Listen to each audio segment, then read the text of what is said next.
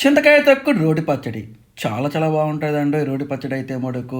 Only చింతకాయ తొక్కు తీసుకోవాలి. దాంట్లోకి ఎండుమిరపకాయలు, మినపప్పు, ధనియాలు కొద్దిగా రోస్ట్‌గా వేయించుకోవాలి బాండ్లో పెట్టుకొని. ఇలాగ రోస్ట్‌గా వేయించుకున్న తర్వాత చల్లార్చిన తర్వాత రోట్లో వేసేసి ఇవి మెత్తగా దంచేసుకోవాలి ముందుగా అయితే మటుకు.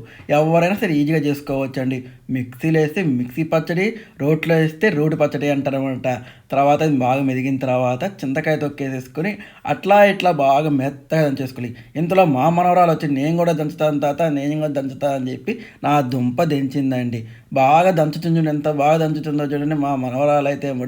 ఇలా దంచిన తర్వాత ఉల్లిపాయలు తీసుకొని ఇలా 2 గడ్డలు వేసేసుకోవాలనమాట. వీటిని కూడా వేసేసి బాగా దంచేయాలనమాట.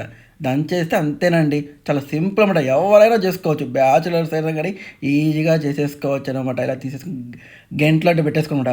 ఉప్పు కారం సరిపోయిందా లేదా అని చెప్పి రుచి చూసుకోవాలి కొద్దిగా అయితే మటుకు. మా మనవరాళ్ళు నాకు రుచి చూపిత్తాదా, నాకు రుచి చూపిత్తాదా అని అట్లా ఇట్లా అల్లాడించలేదు. రుచి కూడా చూసేసిందండి. చాలా బాగుంది. పుల్ల పుల్లగా ఉంది.